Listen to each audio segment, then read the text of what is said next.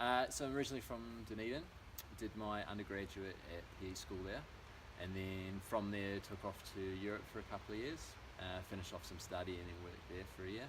And then I came back to Australia, and I've been in Australia for the last 7 years.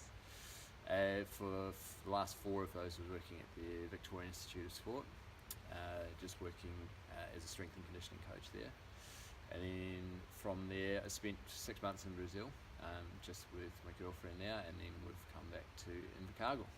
And a couple of awesome highlights, I guess, out of your time in Australia, particularly, I guess, going to Rio and seeing some of your athletes doing really well. Yep. So highlights from that was being a strength and conditioning coach at the Olympic Games. So being in the village, being at the warm-up venues, being at trainings, and being involved sort of directly with the performance, which is always good, where you can connect what you're doing in the gym or with conditioning to the performance. So to be involved there with badminton, we had a couple of boys do very well in their pool games, and then we had a diver get bronze, Annabelle Smith. So those would probably be the highlights so far. And what excites you about this program? It excites me on a few levels. One, with the athletes I'm working with, a lot of around that sort of 17 through to 20 who have been talented juniors and they're ready to make that transition into the senior program.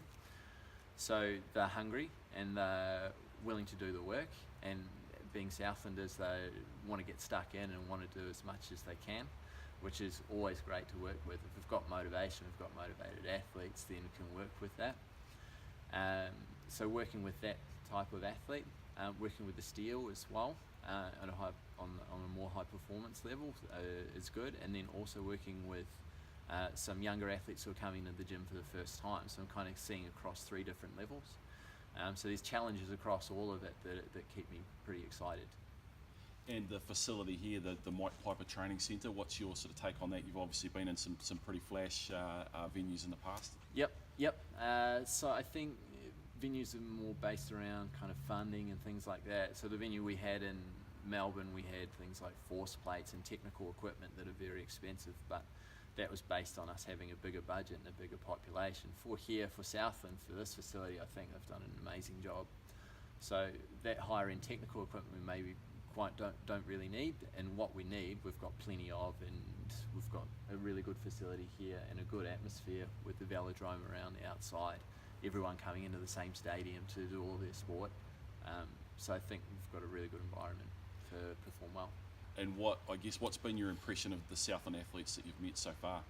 Yep, exactly what I thought. Gutsy, just want to get stuck in, they want to improve, they want to learn, and they ask for information, they ask for more cues for how to do things better, for how to improve, how can I translate what I'm doing in here onto the bike, or how can I translate what I'm doing in this conditioning session onto the netball court. And that's been really rewarding for me to work with athletes that way. So it's been fantastic so far.